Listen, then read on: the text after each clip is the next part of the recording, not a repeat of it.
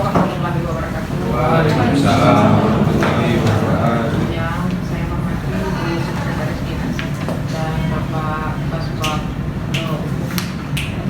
dan Kepegawaian di Dinas Kominfo. Dan saya sendiri dari bidang IKP. Terima kasih teman-teman dari adik-adik lah ya contohnya ya, adik-adik dari Universitas Nasional ya, Fakultas Ilmu Sosial dan Ilmu Politik. Bidang penelitiannya ilmu komunikasi. Jadi di politik ada itu ya, ada komunikasi di bawahnya. Oh, kami berterima kasih ya dijadikan sebagai tempat penelitian dari adik-adik. Mungkin kesempatan ini kalau ada yang bisa kami bantu untuk hasil penelitian yang mau dituliskan, maka silakan, dan nanti hasil penelitiannya diberikan kopinya ke kami ya. Mungkin saya kembalikan ke Ibu. Bismillahirrahmanirrahim. Assalamualaikum warahmatullahi wabarakatuh. Terima kasih Bu Aprani, dan saya hormati Bu Aprani dan Pak Iwan serta adik-adik semuanya dari Dinas Fakultas Ilmu Sosial dan Politik ya. Penelitiannya tentang ilmu komunikasi. Ini penelitiannya S1 atau D3 atau untuk proposal atau untuk skripsi? Karena ada mata kuliah namanya Sistem Komunikasi Indonesia, dan Sistem Komunikasi Indonesia ini untuk UTS tersebut harus kita Diskominfo ya, dan Diskominfo yang disediakan dari dosen kami itu ada 6 Diskominfo Bu, semuanya di Jakarta, dan sisa 2 ada di Bekasi dan di Depok, dan kita mendapatkan yang di Depok. Oh, berarti syarat tugas untuk UTS. Iya. Semester berapa? Semester 2. Semester 2 S1. S1. Nah, tentu lebih jelas ya. Iya. Penelitian itu apa? Penelitian kan untuk proposal atau untuk skripsi. Nah, tapi ini ternyata salah satu tugas UTS. Ya, salah satu tugas UTS di semester 2. Oke. Kita mau sistemnya diskusi atau mau bagaimana? Karena kan ini Ibu lihat tidak bawa kuesioner ya. Kalau misalnya buat kuesioner kan tinggal dibagiin gitu kan. Karena memang ilmu komunikasi yang ditelitinya ya tepat, pas. Fakultas juga yang memberikan tugasnya membimbingnya ke Diskominfo, Dinas Komunikasi dan Informatika. Berarti sekitar Jakarta dan Depok ya. Kalian kebagian di Depok. Ya, Ibu kembalikan kepada kalian mau wawancara atau mau diskusi atau mau tanya jawab atau mau bagaimana. Kebetulan Ibu Apreni ini beliau di bidang KP ya, ilmu komunikasi dan informatika ya, informasi dan komunikasi publik. Nah, jadi salah ya. Jadi kuliah lagi. Karena membacanya di sini ilmu komunikasi, jadi ke bawah ilmu komunikasi, informatika dan komunikasi publik KP. Sedangkan Ibu sendiri adanya di sekretariat. Ayo. Sebelum kita mulai, coba memperkenalkan diri dulu ya, supaya enak lah gitu dari sini ya, jauh dulu dari sini. Ya.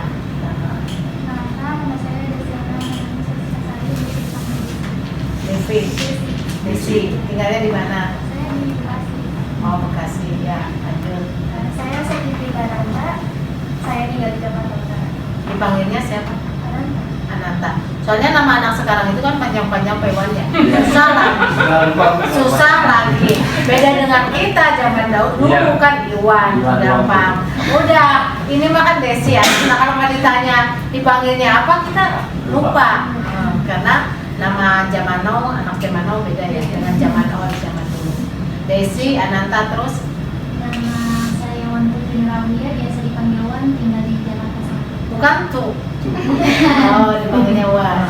Bukan Putri juga. Bersama Wan juga Wan. Oh iya, Wan. Oh iya. Yang main aja ya. Tinggal di mana, Wan? Di Jakarta Selatan. Di Jakarta Selatan. Oke, lanjut. Nama saya Habib Fasila, biasa dipanggil Boy kalau nggak Bibi. Habibi. Ya. Tinggalnya di Jakarta Timur. di Jakarta Timur. Berarti banyak orang Jakarta. Desi, Ananta, Wan, Habibi, lanjut. Perkenalkan, nama saya Abdul Wahab, dipanggil Wahab Ibu. Adul, jelek Adul mah. Ya, boleh kalau Abdul. Tapi Abdul Wahab itu di gangnya Pak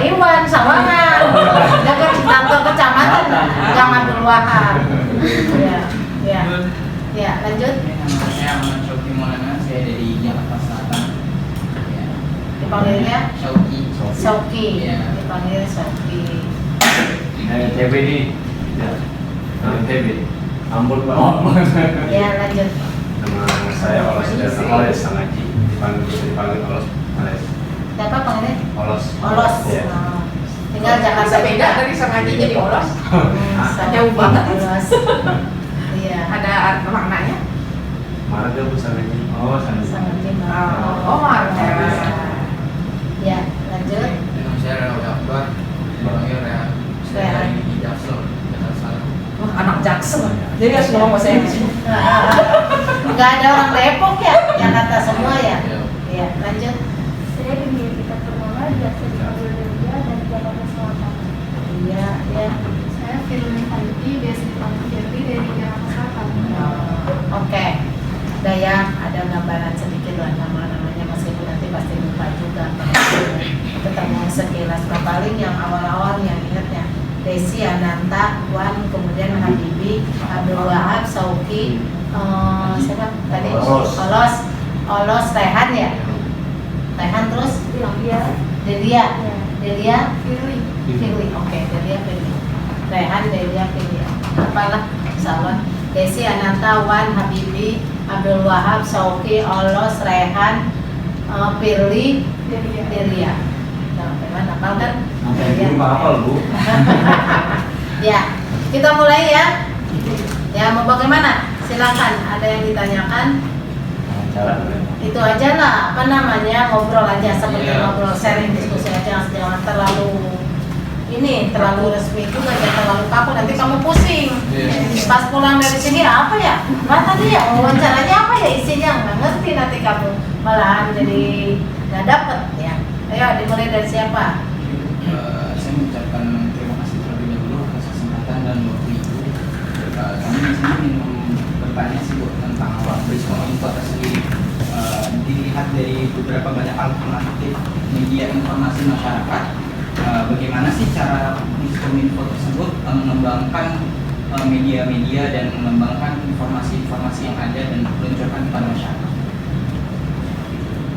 Langsung satu apa ada Mau tiga dikumpul? dulu? Tiga dulu ya.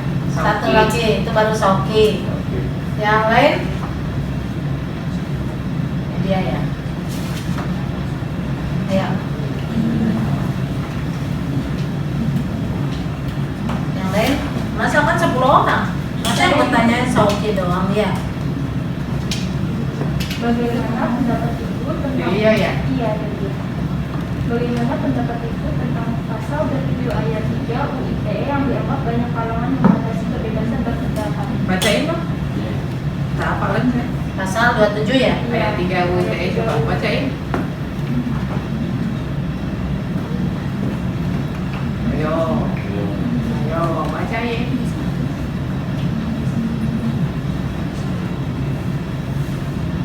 Dianggap membatasi gitu.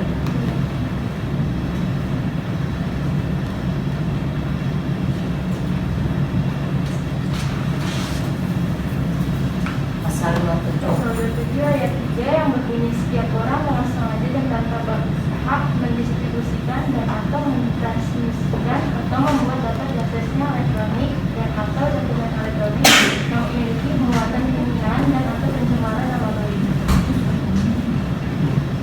Oke, Delia satu lagi. Ya. Bagaimana? Olos ya? Iya, Bu. Oke, lanjut. Bagaimana cara Kominfo sendiri dalam menangani kasus-kasus buzzer yang ada di Indonesia? Oke, ada 3 orang ya.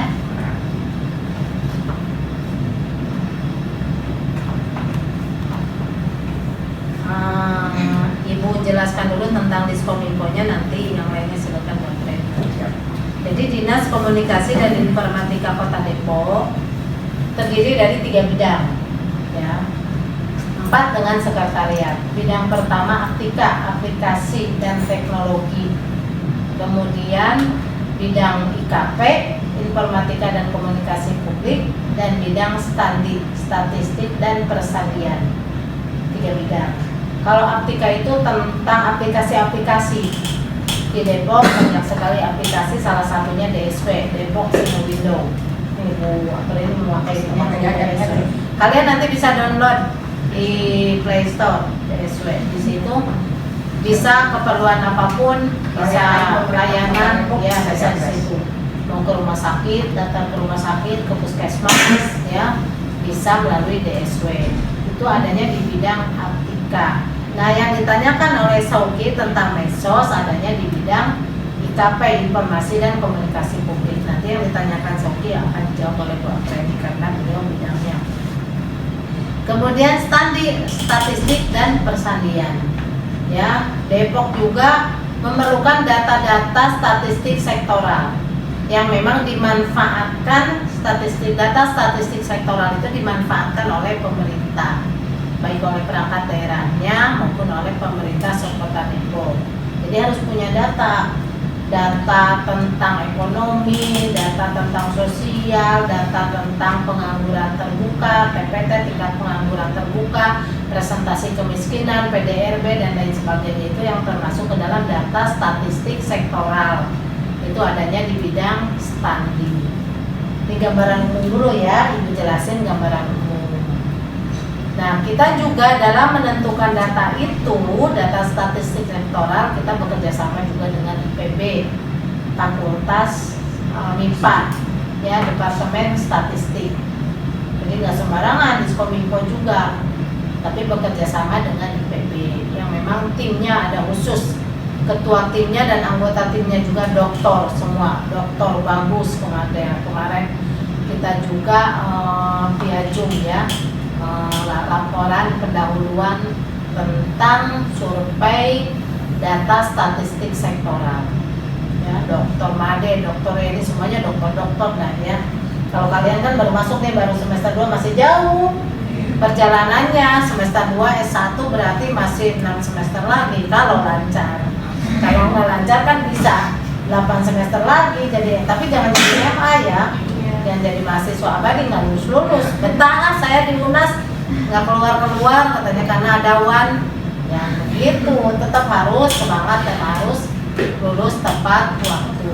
Itu gambaran secara umum. Untuk pertanyaan silakan Ibu ke Bu Apreni untuk menjelaskannya, baik dari Sauki, Delia maupun dari Olos.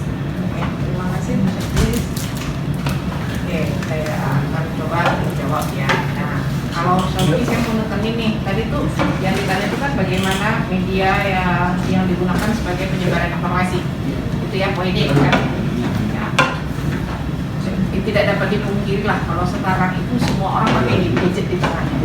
Anak sekolah juga udah pakai. Bahkan sekarang anak SD juga pakai, Bu. Kenapa? Kemarin itu pada saat kejadian pandemi COVID, mau nggak mau kita diharuskan belajar jarak jauh.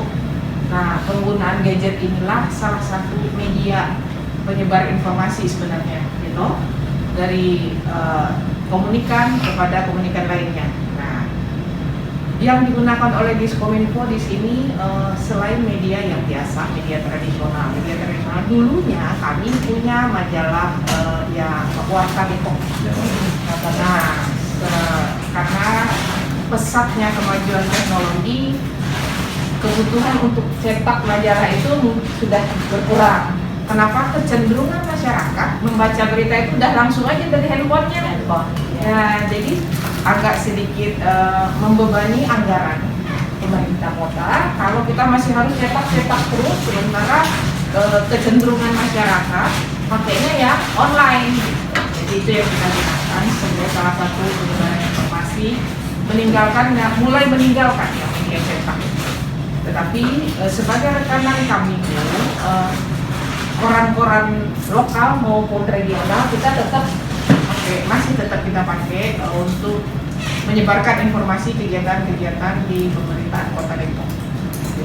Dan untuk media sosial itu juga terlihat interaksi dari masyarakat publik kepada pemerintah selaku penyelenggara pelayanan publik serta fasilitas publik lebih diminati oleh masyarakat untuk langsung komen tuh di sini di media sosial daripada mereka kita berikan satu tempat tersendiri untuk datang mengadu atau apa gitu ya, karena memang perkembangan zaman itu menuntut masyarakat itu untuk berinteraksi dengan pemerintah melalui jaringan.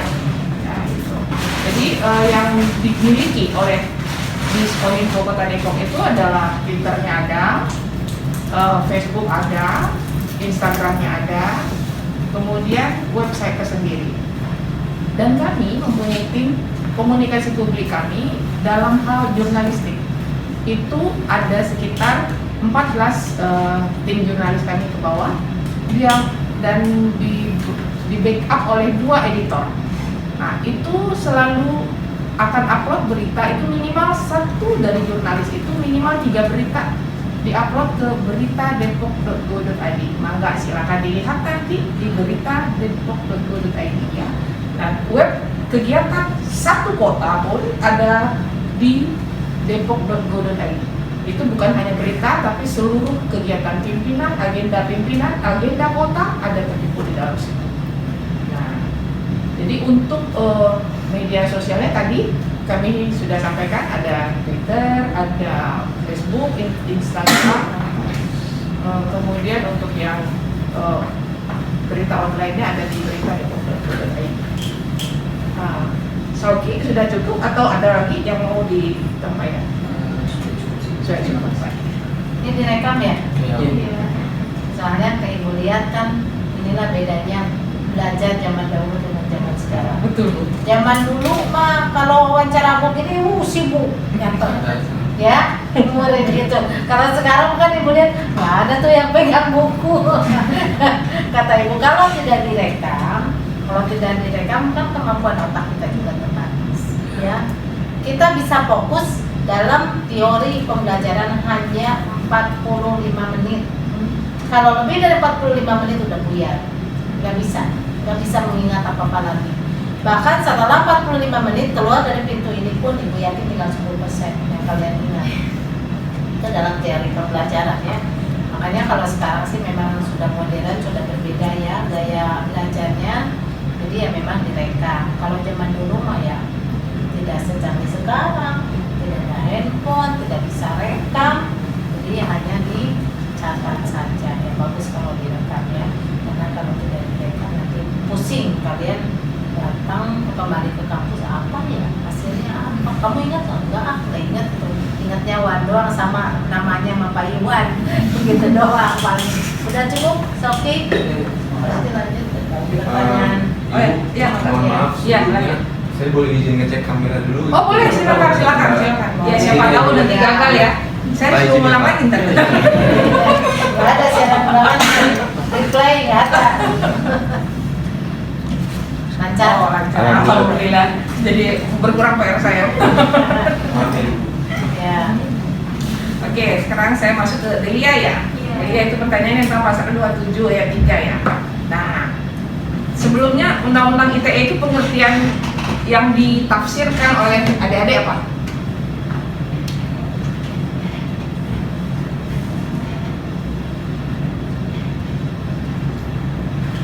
Harus berani ya, karena kan kalian ilmu komunikasi yang ditelitinya.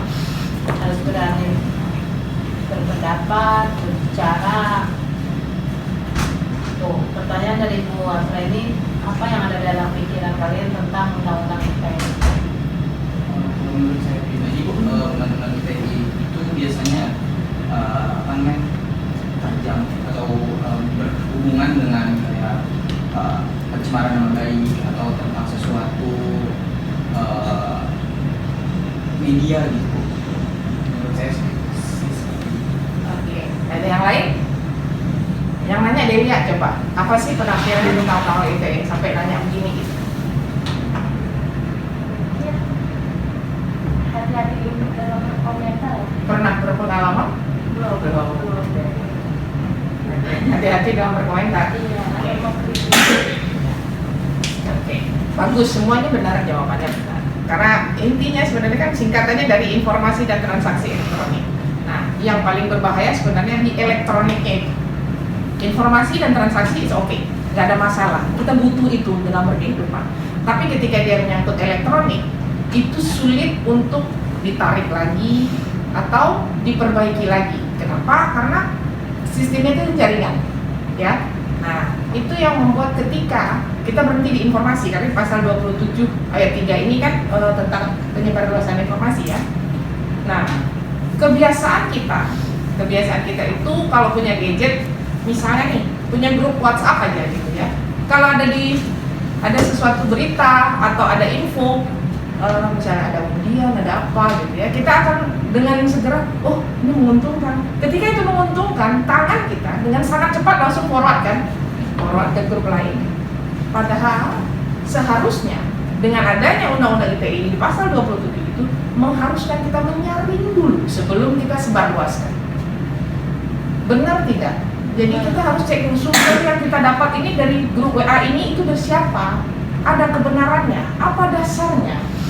Walaupun misalnya tentang agama misalnya ya, dibilang oh harus begini atau ini apa bulan ini dengan membaca ini segala macam gitu ya. Kalau tidak diteruskan nanti bakal begini itu ada dasarnya apa tidak? Ya kadang-kadang kita mungkin oh ini bagus, kita belum semuanya kita teliti loh, terus kita sampaikan. Itu salah satu hal yang harus hati-hati dalam undang-undang ini gitu. Nah, apalagi jika itu kita ini anak muda, saya rasa sering agak emosional. Kalau ada berselisih dengan teman, suka nyampe itu di grup. Misalnya ya kan, ya nggak tahu lah saya omongannya apa gitu ya. Tapi kita menyebarkan hal-hal buruk tentang orang itu karena rasa panas dan emosi tadi. Betul? Nah, itu yang tidak boleh. Kenapa? Setiap pribadi memiliki kelebihan dan kekurangan. Harus kita sadari itu. Kita pun bukan orang sempurna. Kita juga punya kekurangan dan punya kelebihan. Dalam agama kita, mohon maaf ada yang non-muslim, kita muslim semua alhamdulillah. Dalam agama kita harus menutupi aib orang lain, aib teman kita. Even dia salah sama kita punya hal yang harus menghargai orang lain. Nah, itu diajarkan loh sama teman. Jangan kita dengan gampang menjelek-jelekkan orang di belakang dia, gitu, di grup karena rasa tidak suka. Karena nih kadang-kadang anak sekarang tuh kalau berteman tuh suka ada circle kan? Yeah. Nah, kalau udah sama circle-nya kayaknya itu circle gua aja yang benar gitu ya. Ya kalau di luar circle-nya udah habis dah. Dan suka ngebully juga kadang-kadang kan? Nah, itu nggak boleh, nggak baik. Nah, kadang-kadang luapan perasaan adik-adik itu disampaikan dalam grup tadi, itulah yang menjadi, saya bilang tadi, yang menyusahkan itu ketika dia menjadi elektronik. Kalau kita masih gibah begini aja, masih oke, ya kan? Masih baru 2-3 orang lah yang dari sini. Tapi kalau sudah di elektronik, siapa saja bisa akses. Teman-teman juga kadang-kadang di statusnya aja udah bisa tuh. Siapa kontaknya udah pada tahu, semua kan baca statusnya, gitu kan? Ya, itu satu. Belum lagi kalau teman-teman, adik-adik punya medsos. Di Instagramnya, di Facebooknya, di Twitternya, impactnya kemana-mana kan. Sekarang itu dengan elektronik itu luar negeri orang juga bisa baca. Teman kita bukan hanya yang di Indonesia aja kan, ada yang di luar juga ya kan. Nah itu. Nah ketika seseorang merasa dirinya dilukai atau harga dirinya tersinggung untuk itu, mereka bisa menggunakan undang-undang ini untuk melakukan pembelaan diri, dan mereka akan melakukan menyampaikan laporan kepada aparat hukum. Nah itu makanya di dalam undang-undang ini yang harus adik-adik ketahui, undang-undang ITE itu pertama kali itu dikeluarkan tahun 2000 berapa? Ayo browsing dong anak komunikasi, gimana sih zaman sekarang? Komunikasi itu harus cepet. 2000 berapa? 2008. Sekarang tahun 2000 berapa? Udah baca semua belum? Ya. Nah, satu hal yang harus kita pelajari dan ubahlah. Adik-adik itu harus berubah. Setiap peraturan yang keluar itu harus adik-adik baca. Kenapa kita setiap undang-undang itu keluarnya itu 1 tahun setelahnya? Masa sosialisasi kan ada 1 tahun. 1 tahun setelahnya itu efektif berlaku untuk kita. Ingat, setiap undang-undang yang keluar bahasanya pasti ada kata-kata setiap warga negara. Berarti umur berapapun Anda ketika Anda warga negara Indonesia sudah dapat hak dan kewajiban dari undang-undang itu. Benar? Nah, baca, jangan nggak dibaca. Di situ tuh ada kewajiban kita apa, ada hak kita apa. Yang boleh kita share itu apa, yang tidak boleh kita share itu apa. Karena sekarang kejahatan itu makin berkembang. Kalau zaman dulu kejahatan orang mungkin membunuh, mencuri itu wajar. Sekarang kejahatan orang luar biasa. Paling gampang banget meruntuhkan segala sesuatu dengan sistem elektronik sekarang. Ya enggak? Citra seseorang bisa hancur hanya gara-gara dia posting sesuatu kata-kata aja, atau gambar atau foto yang mungkin foto itu adalah hasil crop. Itu udah bisa jatuh. Kejahatan luar biasa zaman sekarang. Itu satu. Belum lagi yang phishing terhadap rekening-rekening perbankan. Bisa tembus itu. Di share gitu, kami dari perbankan gitu, suka diisikan password atau apa gitu kan. Itu juga banyak sekarang. Jadi dengan elektronik ini kita dituntut untuk lebih berhati-hati. Segala sesuatu informasi cek and recheck dulu. Kalau udah masuk kita cek and recheck dulu. Di Kementerian Kominfo sudah ada mengeluarkan namanya cek rekening. Nah, ketika misalnya Anda dapat undian, menang undian ini gitu kan, silahkan kirim ini ke rekening. Nah, pakailah aplikasi dari Kemenkominfo untuk cek rekening. Apakah benar rekening itu benar-benar bukan penipu atau asli? Itu ada. Karena selain itu juga ini untuk di marketplace. Nah, marketplace itu sendiri kan kalau Anda kalau kita belanja ke marketplace itu disuruh transfer ke nomor rekening ini. Itu juga bisa dicek lewat cek rekening dari produk Kementerian Kominfo, apakah itu rekening penipu atau bukan. Dia kalau dikatakan dia rekening penipu adalah dia sudah mengalami beberapa kali keberatan atau orang yang merasa dirugikan. Itu sampai satu rekening itu bisa sampai ratusan kali mengalami keberatan dari si orang yang sudah pernah. Ya kayak kasus Coldplay sekarang lah ya, beli tiketnya kan bener kan, heboh semua kan. Nah kayak gitu, itu sebenarnya karena dari Kemenkominfo sendiri sudah memberikan solusi. Jadi sebelum kita bertransaksi, masuklah ke aplikasi cek rekening. Lihat dulu rekening itu kategorinya kategori merah, hijau atau bagaimana. Itu ada. Jadi pemerintah sendiri sebenarnya dari melalui Kementerian Kominfo itu sudah berusaha. Cuman kalau boleh saya berpendapat, masyarakat kita tuh agak kurang aware ya. Apapun yang dibuat oleh pemerintah, maukah itu regulasi, maukah itu aplikasi, kayaknya tuh kurang tanggap, kurang respon lah terhadap yang dibentuk. Nah, ketika kejadian Coldplay ini udah rame-rame gitu ya, baru sekarang ngeh gitu ada rekening. Padahal Kemenkominfo sendiri mengeluarkan aplikasi cek rekening itu ketika baru mulainya marketplace itu dibentuk. Jadi sudah ada sebenarnya. Hanya saja kecenderungan masyarakat Indonesia itu agak sedikit lalai kalau menurut saya, karena kebiasaan santai kita mungkin ya. Nah itu. Jadi dari pasal 27 ini kita diharapkan tidak sembrono. Kalau ada informasi atau ada sesuatu, saring dulu sebelum diteruskan. Gimana menurut diri jawaban Ibu? Oke. Sama. Mas, ada ulasan dari Ibu? Pertanyaan dari Muda, cukup pertanyaan dari Mas, bagaimana cara Diskominfo menangani kasus buzzer? Oke. Kalau Diskominfo sendiri izin ya, kita memiliki bidang statistik dan persandian. Nah, untuk persandian sendiri itu mereka memegang password semua akun-akun kita dan adanya di persandian. Untuk menembusnya juga mereka yang akan membuat membuat apa ya Bu, aplikasinya ya, atau cegah tangkal dengan kalau saya sih nggak punya ininya ya, nggak punya contohnya ini apa dengan BSSN, Badan Strategi Cyber dan Sandi Negara. Nah itu dari persandian sendiri, bidang persandian itu bekerja sama dengan BSSN. Jadi untuk keamanan informasi ya, untuk keamanan informasinya. Jadi kalau saya sendiri dari IKP belum bisa menjelaskan secara lebih dalam. Bagaimana Ibu? Ibu menambahkan ya, kalau kasus-kasus buzzer, Diskominfo strateginya itu salah satunya kita mengcounter, mengimbangi berita-berita yang negatif dengan berita-berita yang positif.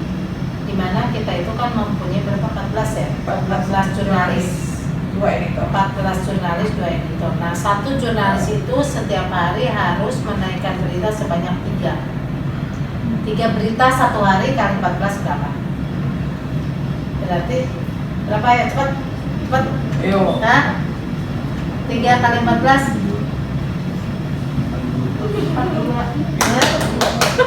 3 kali 14 42 berita 1 kali 30 42 kali 3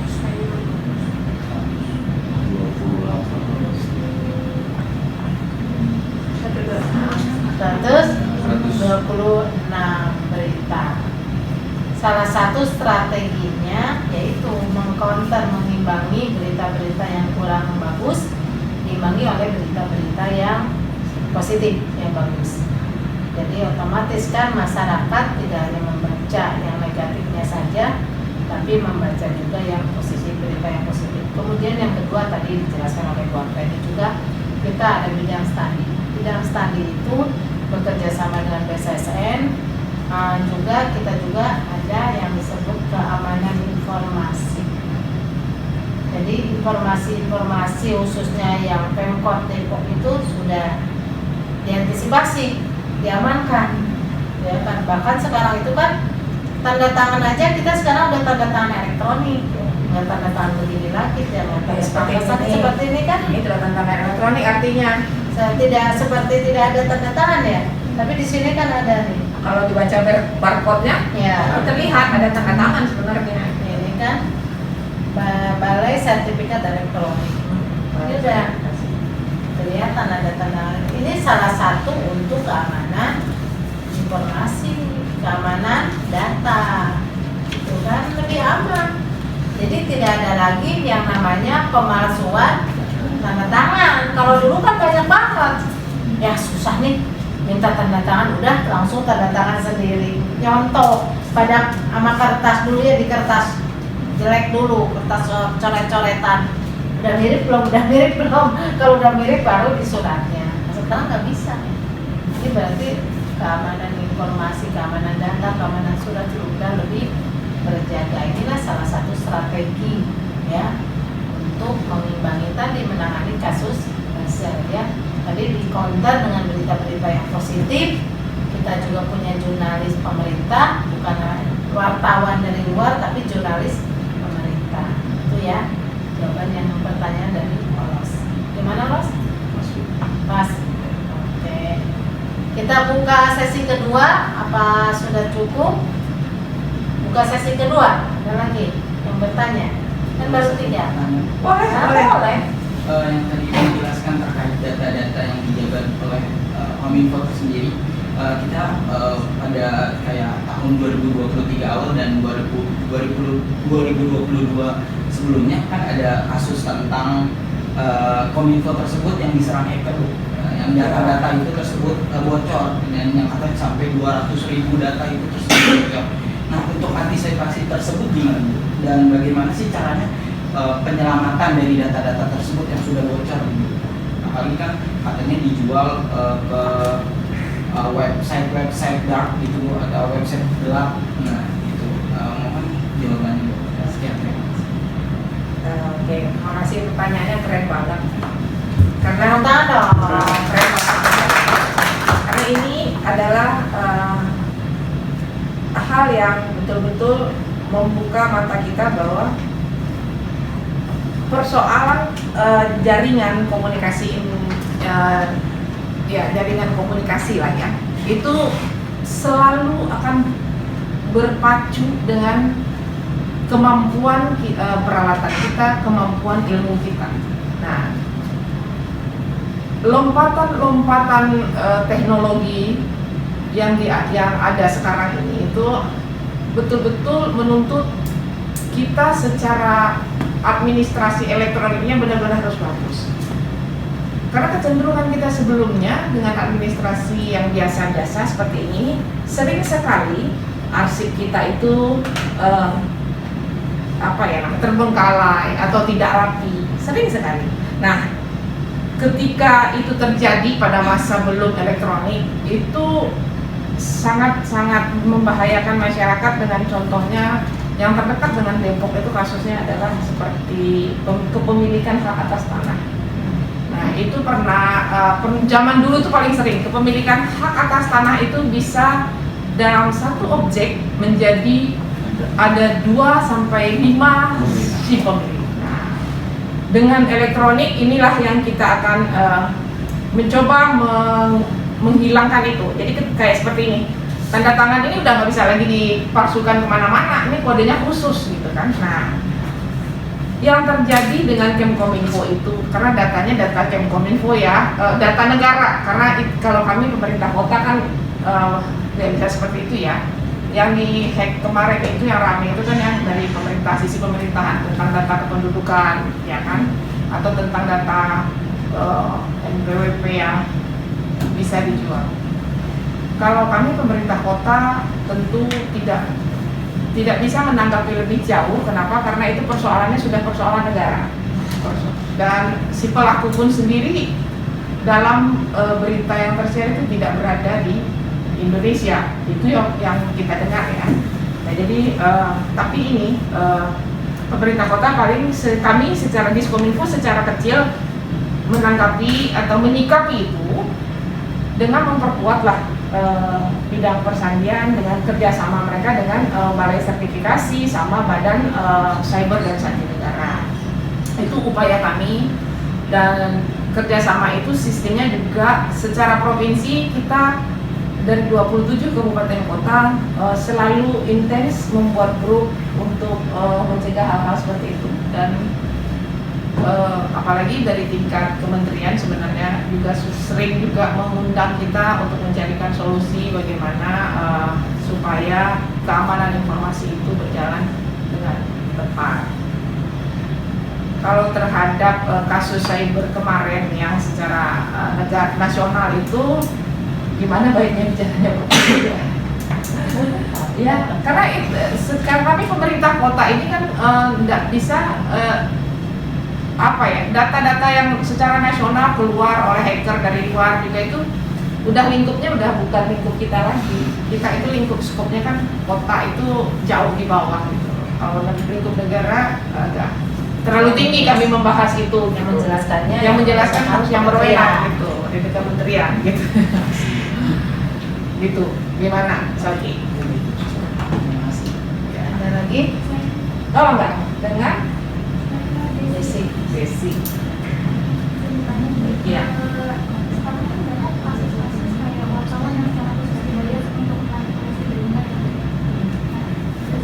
Datanya dari mana?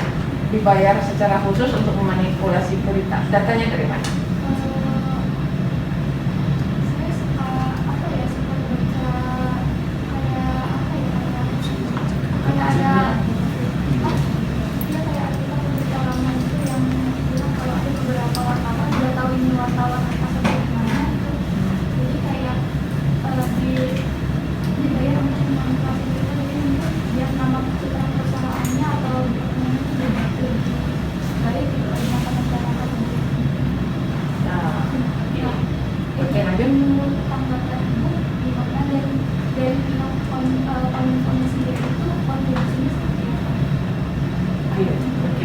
Makasih Desi pertanyaannya. Cuma kita kan teman-teman kan anak komunikasi, anak fisik ya. Semua yang informasi yang kita baca, yang diantarkan ke kuping kita, ke mata kita, itu harus kita cek and recheck. Kembali tadi saya bilang cek and recheck. Itu ada wartawan seperti ini. Dasar kita mengatakan dia wartawan apa? Iya, punya dia kartu tanda anggota. Di artikel itu menyatakan dia wartawan mana, KTA-nya di mana, berada di perusahaan pers mana. Ya, itu biasakan seperti itu. Ya, itu langkah pertama adik-adik dulu ya. Kalau ada informasi apapun, cek dulu. Istilahnya itu legal standingnya orang itu sebagai dia dibilang sebagai wartawan, apa yang menunjukkan kompetensinya sebagai wartawan. Dia nggak bisa bilang saya wartawan, tapi tanpa ada tanda bukti apa, nggak bisa. Kita orang sekarang anak kuliah itu kan sudah termasuk anak dewasa ya, orang dewasa sudah harus nalarnya sudah harus jalan. Jadi Yang itu dewasa dan harus cerdas. Iya, kita tanya dulu apa buktinya. Dia sebagai wartawan. Oke, kalau ia bernaung di perusahaan pers mana dia? Itu harus jelas dulu. Ketika dia mengeluarkan statement, atas dasar apa statementnya?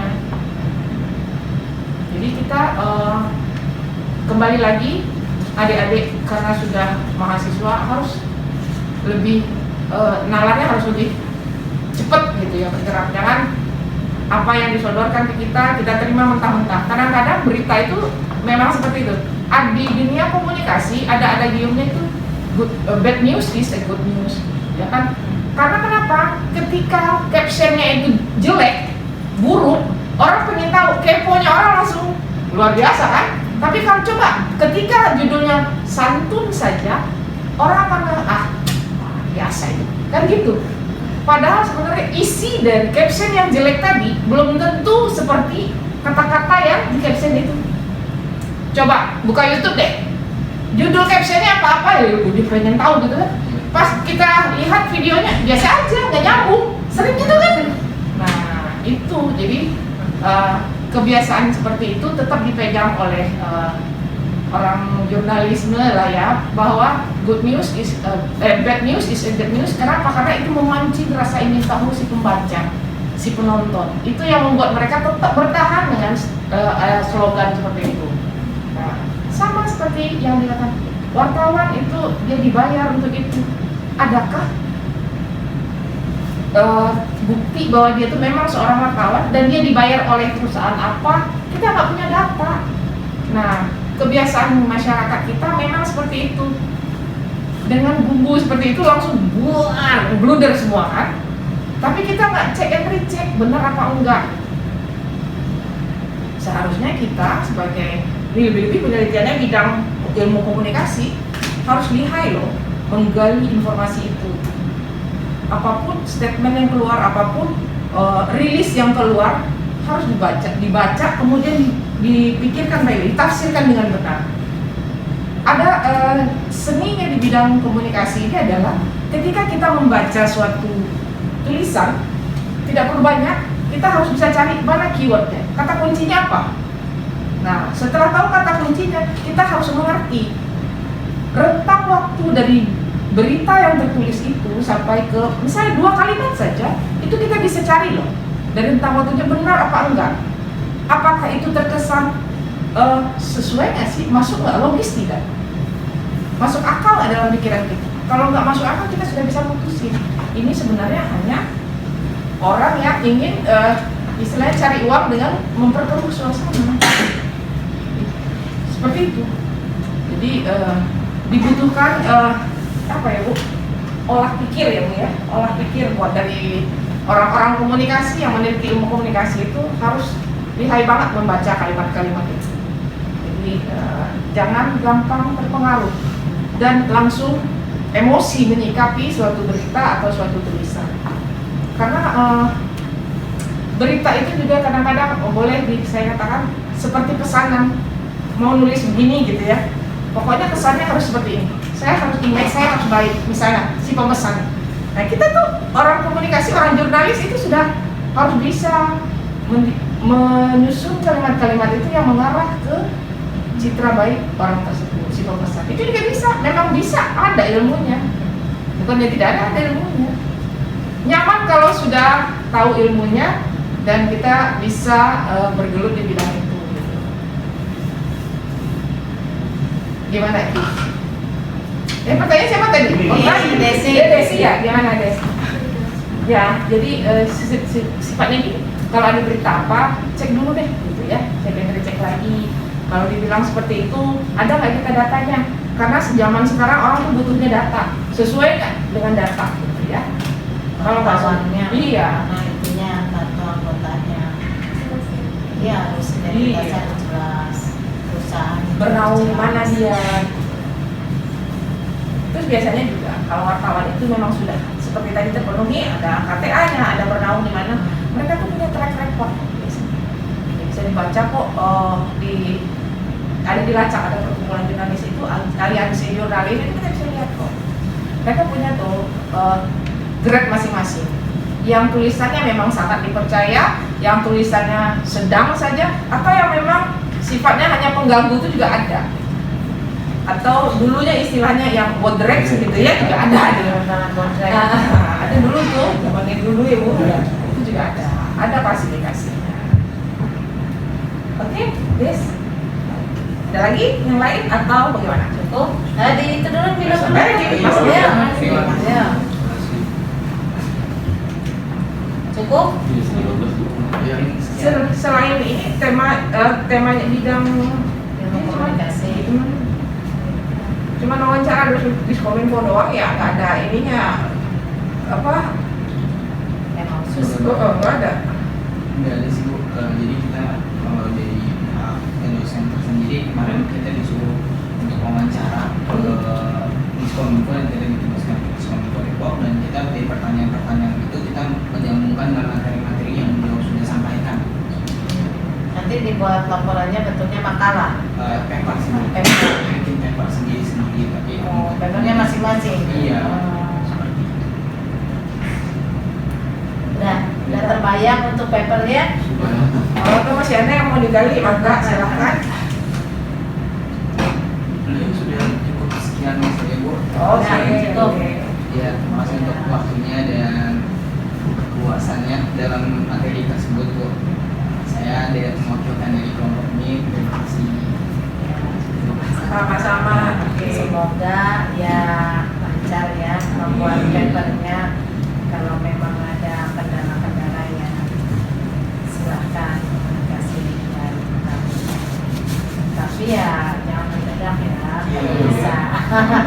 Kalau mendadak, kalau kitanya lagi ada di tempat ya bisa diterima. Tapi kalau kitanya lagi ada kegiatan, tugas keluar, nanti siapa yang menerima kalian? Kan ada repot juga menugaskannya atau mendisposisikannya ya. Oke, kalau udah selesai Ibu tutup. Ikan cepat ikan gabus ada di air asar. Lebih cepat lebih bagus, semoga bermanfaat. Amin. Ya, assalamualaikum warahmatullahi wabarakatuh. Waalaikumsalam.